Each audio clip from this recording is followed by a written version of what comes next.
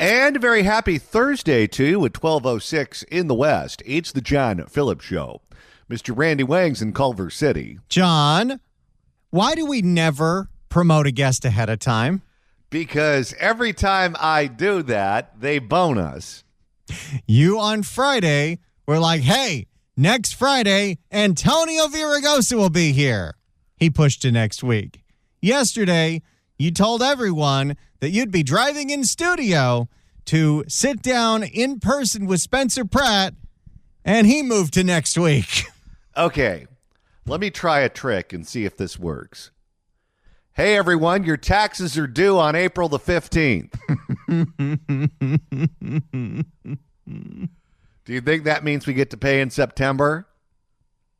We will no longer be promoting any guests on this show until they are on the line or in the studio because we get boned all the time. Well, not as frequent as others. But we'll just leave that there. 800-222-5222 is the telephone number, 1-800-222-5222. A new poll that was just released has Bay Area Congressman Eric Swalwell now in the lead for governor. In the latest Berkeley IGS poll that was done in collaboration with Inside California Politics, Eric Swalwell is the leader at 17%, followed by Hilton, followed by Bianco, followed by Steyer. And Katie Porter, at least in this poll, is in the single digits in fifth place. She is not going to like that. You know, the more I think about this, the more I think we have to be real strategic with how we vote. Because the only way to get an improvement, the way I see it, in Sacramento is with three different scenarios.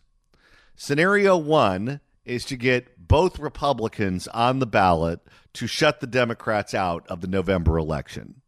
Then we'd get a Republican governor, and you would have Republicans in charge of the executive branch, Democrats in charge of the legislative branch, and at an absolute minimum, we could block some of the really bad stuff. Hopefully, it would result in improvement. At a minimum, we could block the awful stuff. The other scenario that would be okay is if it's Steve Hilton and Matt Mahan. Matt Mahan is far and away the best Democrat in the race. No one's close to him. And the third scenario is Chad Bianco and Matt Mahan. Republican, Democrat. Sane Democrat, sane Republican. The problem, as I see it right now, is that Matt Mahan has yet to gain any traction. This poll has him at 3%. I know he has access to a lot of Silicon Valley money, and he plans on spending it, but he better start soon, because if he keeps polling in the 3% range, people are going to forget that he exists. Which leaves us with the only viable option, which is Steve Hilton versus Chad Bianco. Well, here's the problem with that right now. Steve Hilton has pretty consistently pulled away from Chad Bianco as the top performing Republican. He shows up to all the debates. He shows up to all of his interviews. He puts out an impressive performance, and he is being rewarded in the polls. When we first booked Chad Bianco on this program, he didn't show up.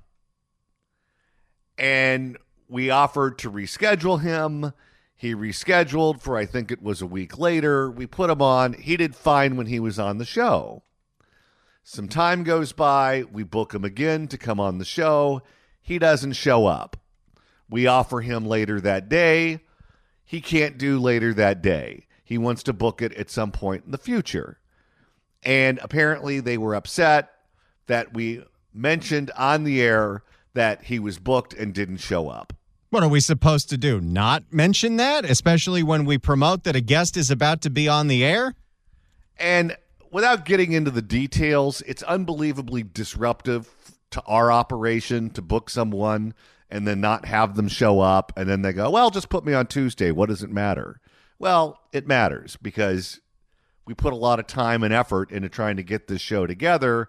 And then you just not showing up throws everything into disarray. But it's not a blow to my ego that caused the red flag to pop up when he did that. That let me know that that's how they run shop. And then we would get emails from people saying, oh, yeah, he was supposed to speak to our group and he showed up way late or he didn't show up at all. And then the debates start and then he doesn't show up to the first debate because I guess one of his kids gave birth to a grandkid. And he said he wanted to be there for the birth, so he didn't show up. Then you see these other forums that we discuss on this program, and usually Chad Bianco is not participating. He can't be there for one reason or another. Well, when you do that enough times, it ends up hurting you. And because of that, I believe, because the politics, they're very similar. His politics are very similar to Steve Hilton. It's not like one is a conservative Republican and one's a Rockefeller Republican. They're both pretty much the same thing. So it's just which personality do you like? Do you want an English accent or do you want a guy from Riverside County who wears boots? And because Steve Hilton is showing up, he's being rewarded in the polls. Now, if I were to cast a ballot strictly based on who I think is the better performing candidate at this point in the race, no question about it, it's Steve Hilton. And clearly a lot of other people in the state are making that same decision, which is why he is beating Bianco in most polls. Therefore, I think the strategic vote at this point is for those of us who are paying attention to vote for Bianco. Because if Steve Hilton runs away with it, what you're going to end up with is Steve Hilton and a Democrat. And Bianco, his support is going to collapse because Hilton is going to poach whatever support Bianco has, and that is going to leave Bianco in the single digits, and you're going to end up with a Republican versus a Democrat in November. What Republicans should try to do, and I don't know how you do this scientifically, is we want our vote split 50-50 between Bianco and Hilton. If we could split our vote 50-50 between Bianco and Hilton, that is the best case scenario for November. Because then we have the best shot at getting two Republicans on the ballot, assuming that Matt Mahan stays at 3%. If Matt Mahan stays at 3%, he's not a viable option.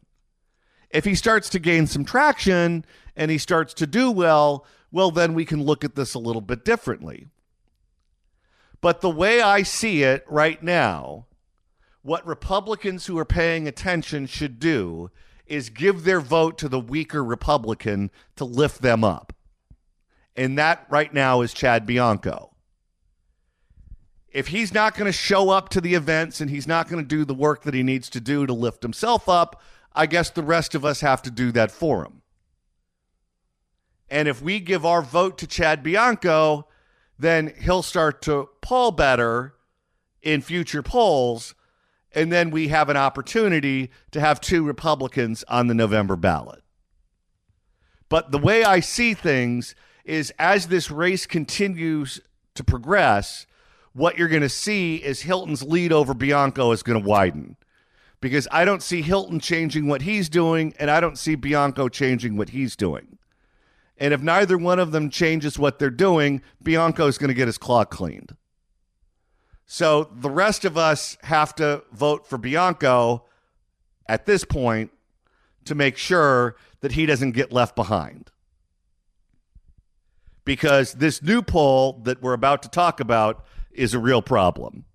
For more on the latest poll in the governor's race, here is KTLA, although I could have also pulled the exact same story from Cron 4 or Fox 40. I picked the KTLA one because it also has a mayor's race poll in it. This morning, there is a new exclusive poll from Inside California Politics and Emerson College. It shows Democrat Eric Swalwell is gaining momentum in the crowded 2026 race for governor and in the race for LA mayor. The contest is wide open. One out of every two Angelenos still undecided. KTLA's Eitan Wallace is live at the state capitol with a closer look at the results. Eitan, good morning. Hey, Eric, good morning to you and everybody in Southern California. And indeed, the analysts I spoke to for this report say this is not the news the Bass campaign wanted to see. But those analysts also make clear there is still time in the race for mayor and in the race for governor for candidates to reach those key undecided voters. Let us start today. Thank you. Democrat Eric Swalwell Restore that California dream. and Republican Steve Hilton. As it stands today, those two are in the top two in the race for California governor. That is according to this exclusive Inside California Politics and Emerson College poll surveying 1,000 registered California voters. The survey results showing Swalwell leads with just over 17%, with Hilton behind him at just over 13%. Riverside County Sheriff Republican Chad Bianco is in third with just over 11%, and about half a point behind him, Democrat Tom Steyer.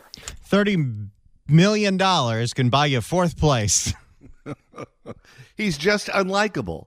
And he sounds like Super Dave Osborne, so we should like him. Meantime, Democratic former Orange County Congressmember Katei Porter rounds out the top five with nearly... Really, Eitan? Rounds out? She's not going to like that either. Get out of my shop. I don't think he meant to do that intentionally. In my mind, he did. Meantime, Democratic former Orange County Congressmember Katei Porter rounds out the top five with nearly 8.5%. Oh, Katie, how the mighty have fallen. Can you imagine what she must be like to travel with right now around the state? Like, please.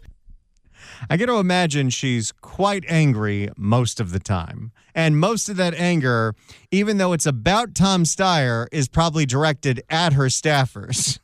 Oh, I think it's directed at anyone in her orbit. All of the other candidates are polling at about 3% or lower. Yeah, Mr. Peanut, 3%, Matt Mahan, 3%, Javier Baccaria, the Scrub-a-Dub-Dub at 3%. That pack, nobody's breaking out. And even though you saw that Betty Yee bump at the Democrat convention in California, Betty Yee was at 2% in this poll. I think Thurman was at 1%. The one caveat I would add is that Matt Mahan, unlike the others, has been able to raise a ton of money from Silicon Valley. And sometimes money results in a shift in the poll numbers, and sometimes it doesn't. Time will tell. There's also a lot of experts that say this polling is going to be way different once the actual ballot designations are on these polls, because right now we don't know what's going to be listed next to the person when it says, who are you picking for governor? Like for Katei Porter, is it going to say former congresswoman? Is it going to say UCI professor? Or is it going to say home chef? You never know. Well, how about Tony V? Is it going to be former L.A. mayor, or is it going to be Herbalife salesman? Or Father Time and just show a picture of him during the COVID days? Peanut farmer. The one thing you can say right now is you'd rather be Eric Swalwell than anybody else in this race. It's the first time anyone's ever said that. By the way, and I'm going to jinx this too, later on in the program, we're going to have the man who's suing Eric Swalwell saying that he is not a legal California resident. Tune in at 2 o'clock to see if John just jinxed us again. Even so, Claremont McKenna College professor of government Jack Pitney makes clear this race is still an open one, with the survey showing nearly 25% of voters are still undecided, roughly 80 days out from the June 2nd primary. I mean, there's still plenty of people who haven't paid any attention to this race whatsoever.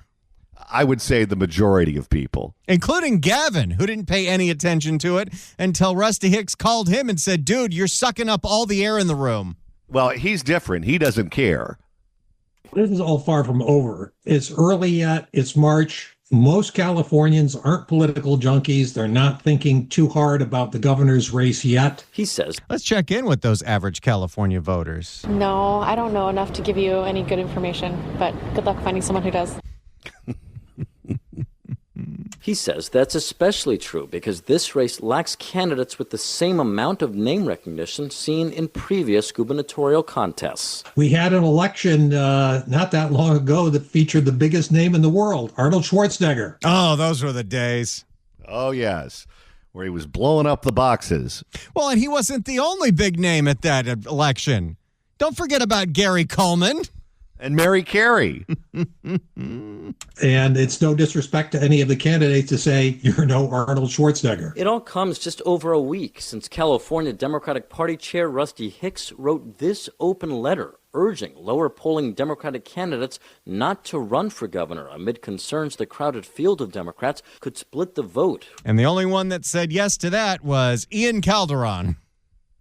And he was at less than 1%. He threw his 0% support behind Eric Swalwell, resulting in the top two Republicans, Steve Hilton and Chad Bianco, advancing to the November general election. Not the likeliest outcome, but it is probable enough so that Democrats are a little nervous, and they should be. In the race for LA mayor, the poll finds incumbent mayor Karen Bass leading with 19.5%. That is so pathetic on so many levels. I mean, it's not surprising. She has been a complete disaster on every single front. I can't tell you one success story with the Karen Bass administration. Not one. In the race for LA mayor, and for the most part, LA voters are like California voters, but it's exponentially more disinterested in what's going on. That being said, it's really hard to ignore an entire neighborhood burning down. And she did. In the race for LA mayor, the poll finds incumbent mayor Karen Bass leading with 19.5%. Let's also not forget early in her mayordom when the 10 freeway melted and they still never caught that guy. And that was on videotape. Followed by actor Spencer Pratt at just over 10%. Actor? I don't know if you can call reality show stars actors. I mean, there is some acting involved, but sure, actor. Are they part of the union? Followed by actor Spencer Pratt at just over 10%, and Los Angeles City Council member Nithya Raman rounding out the top three at just over 9%. Nithya, why did you get in this race? Well, all she has to do is leapfrog Spencer Pratt, and she's in second place. And then she's got a shot. Most striking, though, more than half of Angelenos say they are still undecided. This is not what I would want to see if I am the incumbent Mayor Bass here, 20% on the initial ballot. This is a referendum on Karen Bass, and if you're only polling under 20%, you've got a problem. Yes, she does. A big problem. And important to note, this poll looked into other matters as well, including Governor Gavin Newsom's approval rating and how many Californians say the state is headed in the right direction. All of those results can be found on our website, ktla.com. We're live here at the state capitol. Eitan Wallace, KTLA 5 News. There you go. There's the latest on the California governor's race. 800-222-5222 is the telephone number. 1-800-222-5222. If you'd like to email the show, you can do so at johnnydon'tlikeshow@gmail.com. That's johnnydon'tlikeshow@gmail.com. And Randy, you can listen to us on Saturdays on KMJ in Fresno. You know, Gavin Newsom constantly, when he's defending the high-speed rail, says, well, we need to be building the high-speed rail because so many Californians ignore the Central Valley. They don't pay attention to the Central Valley. Well, we spend precious time on this show every single day promoting a weekend best of in the Central Valley. So take that, Gavin. The Fix California Hour replay airs Saturdays at noon on our sister station, KMJ in Fresno. You can hear KMJ on a 580 on the AM dial, and that signal is big. It goes all the way to Ventura County in the south. It goes to parts of the Bay Area in the north, and of course, it covers the entire Central Valley. 105.9 FM and KMJNow.com. The Fix California Hour replay, the most promoted weekend best of in radio history. In the meantime, what do you say we make a couple of listeners very happy? 790 KABC welcomes. Oh, wait. Let me make sure we're still giving this away. And yeah, it was in the notes. Okay. And sometimes I got to double check. I don't want to ever give away something that we don't have. It'd be like promoting a guest that doesn't show up. 790 KABC welcomes Gypsy Kings at the Canyon at the Oxnard Performing Arts Center on March 15th. Tickets are on sale now at AXS.com, but right now, caller number 9 at 1-888-790-5222 gets a pair of tickets to the show. Tickets furnished by the Canyon, where music meets the soul. Good luck dialing. Well, not only do we have new polls out on the governor's race and the LA mayor's race, we also have one out on the wealth tax. Let's listen to what California voters think about the proposed wealth tax, which, by the way, has not made the ballot yet. It is still in the signature collection phase, but let's see what Californians think about it. Here is a report from ABC 7 in the Bay. Are California voters on board with the billionaire's tax? A new Berkeley Citron Center poll suggests the union-backed proposal has a slight advantage. And the messages are out there. About 41% of voters strongly feel they'd vote yes on a one-time 5% tax on billionaires' assets. You know what it probably is? And I don't think the SEIU healthcare union that put this forth ever thought about this when this campaign was coming out. How many average California voters that don't really pay attention to politics keep seeing those Tom Steyer ads and are like, I want to take his money away? Well, I'll tell you, you look at what's going on in Washington State where they're doing something similar. You look at what the SEIU is trying to do with this particular initiative. You look at the policies that Mayor Mamdani is supporting in New York City. And what you're seeing going on right now in real time is you're seeing wealth, you're seeing jobs, you're seeing innovation move from the blue states to the red states. And what's going to happen is these idiots aren't going to figure out how much damage they're doing until they can't fix it anymore. About 27% feel strong about voting no. Maybe the thought is that some of those billionaires will move back after one summer in Florida. Well, when you're a billionaire, you can vacation wherever you want.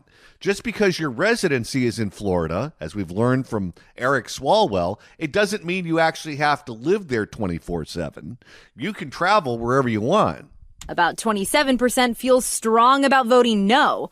Overall, 23% are not sure. In ballot initiatives in California, you really want to start in the 60s. Roger Salazar is a veteran of California ballot measure campaigns. He says ballot language, messaging, and endorsements are keys to success. Also, paying homeless people to forge signatures. Which makes it real easy to make sure your initiative qualifies for the ballot. I guarantee if somebody had the time to do a deep dive into the signature collections for all those kidney bills that we have to vote on every cycle, that is homeless people. Because seriously, who's signing those? I have literally not met one person who gets worked up over the laws governing kidneys. Well, they're not even the laws governing kidneys. They're the laws governing the health care pay of the workers at the kidney centers. It's another union bill. Anytime you sort of raise doubt in a voter's mind that they're going to tend to want to vote no. Salazar. And by the way, one of the things that was on that table trying to be signed by the forged signatures was an anti-wealth tax measure that's meant to confuse the voters, that is backed by billionaires, but I guess the firm that they hired is crooked as hell. Well, when you're doing business in California, I guess that's what you got to do. Salazar is also working with the Golden State Promise PAC, formed solely to defeat the wealth tax, which, if passed, would fund California's healthcare system. That is the interesting thing about this tax. It's even when like Bernie Sanders, who's been campaigning up and down the state for it, he's asked, like, do you even understand where this goes? Because it's not going into the general fund. The majority of the money raised by this tax, which is kind of like an asset seizure because it's going to tax your theoretical wealth, not the money that you have in your bank, but the money that you have invested, is that most of it goes towards the healthcare union that put this on the ballot. No, what this is very similar to are the sports gaming initiatives that we voted on some years ago, where instead of writing a clean bill, if they just wanted to jack taxes up so there was more money for the general fund, my guess is they would have broader support. But because they want the money strictly to go to their membership, you're going to lose some people along the lines who would otherwise support something like this. And that is why we still don't have legalized sports betting in California, and you have Bobby going after fantasy sports. Bob Bonta. Well, it's probably why Gavin Newsom isn't supporting the wealth tax, too. It's not ideally written for, for helping the overall budget. If you don't have a lot of information about a proposition and you're not really sure if it's a good idea or not, it can feel safer to vote no. That is good advice. Yes. If you don't know what something does, don't vote for it. That's how we get in trouble, because idiots don't understand what they're reading. And by the way, I guess it's not entirely the idiot's fault because they purposely write it to be deceiving, but they then go ahead and vote yes, and then the rest of us have to live with those consequences. Unlike Prop 50, which had unified Democratic support, the wealth tax faces opposition from Governor Gavin Newsom and other party leaders. As an elected official or a candidate, you might also be concerned about, well, who am I going to ask for donations next time around if I've annoyed all of the billionaires? Especially if you're a politician in the Silicon Valley. Observers say political and public support are complicated here. On first glance, maybe they've heard a little bit of the pushback against it, the claims that the billionaire tax will hurt California. Noting it's just too early. It's not even qualified for the ballot yet. And all of that adds up to a little bit of trepidation about overtaxing the wealthy. So today's numbers are just a snapshot in time. Polling hasn't even firmed up for the governor's race yet, and that's actually on the ballot with the June primary coming up around the corner. So if this wealth tax moves forward, expect these numbers to change as the messaging kicks in. So it still hasn't qualified for the ballot. I think they have till mid-April to turn in those signatures, but this thing is starting off at 51% support according to this poll. So if the election were today, this thing could pass. And keep in mind, Gavin Newsom is opposed to it, but the next governor may not be. And the SEIU and the CTA, the California Teachers Association, they have not picked a horse yet in the gubernatorial race. My guess is, and I'm only speaking on behalf of the SEIU here, they won't support a candidate who doesn't get behind this initiative.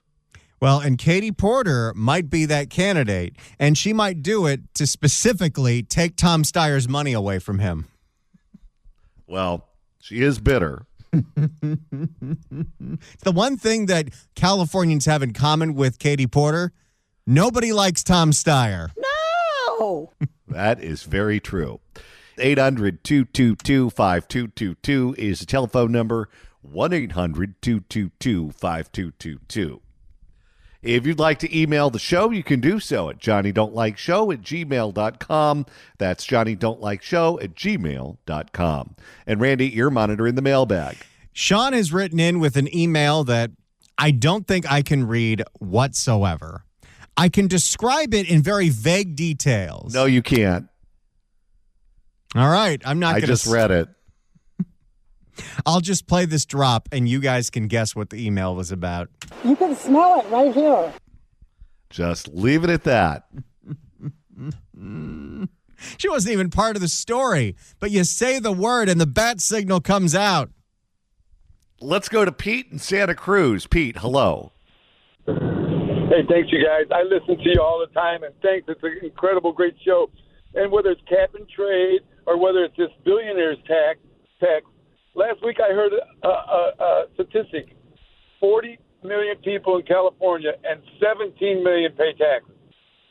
Come on. And now they want more from the people who are paying taxes. What do you guys think? Yeah, I mean, people look at the state and they go, oh, it's a rich state because there's Beverly Hills and Malibu and Los Gatos and Atherton and, you know, all of these enclaves that have a lot of money. But that's true. We also lead the country in poverty. We have more poverty in California than in Mississippi or Alabama or West Virginia or any of the states that one would associate with poverty. And what we have in California is we have the haves and we have the have-nots. And we used to have a robust middle class where people could afford to buy homes and raise their kids here and run a small business here. And we're pushing all of those people out of state. And so what you're left with is you're left with the billionaires and you're left with the poor people. And now what they're doing with things like this wealth confiscation tax is they're trying to push the billionaires out. Well, okay, go ahead. Push them out. Let's put every rich person in the United States in Florida or Texas. What do you think you're going to be left with? You're going to be left with people who are living in poverty. And then you're going to have no one else to tax. And their attitude is the weather is better here than it is in Texas, so we can tax you however it is that we want to, and you're never actually going to leave. But the problem is that wealthy people can leave, and that doesn't mean they have to spend the summer in Austin. It means they can get on their private jet and they can go to some Caribbean island, or they can go to, I don't know, Idaho, wherever they want to go. And the people in Sacramento can't wrap their head around that. They think they have a monopoly on good weather and that rich people just have to put up with bad government. And that's just not reality. Thanks for bringing it to the forefront in your show every day. I appreciate it. Well, thank you for the call, sir. Let's go to Dan in West Hills. Dan, hello. Hi, John. Boy, that segue into what I'm going to talk about was absolutely brilliant. I'm trying to help Randy out. He's the number one griller in America, and he was worried about, the summers in Florida, how hot they were. And you said, well, billionaires can go anywhere. Actually, just about anybody can go to where the weather is best in the United States every summer. And you'll be surprised. Best summer weather in the United States is in Buffalo, New York. That's right. Buffalo, New York. They have summers where the temperature does not go over 90 degrees even one day. And the rest of the time, the days are usually in the 70s or the low 80s. Man, it's the place to go. And properties in Buffalo are much cheaper than about anywhere you can imagine. So boost Buffalo. That's where you need to go. How about it, Randy? Do you know how fat I would get eating wings every day? Yeah, but they're darn good. That they are.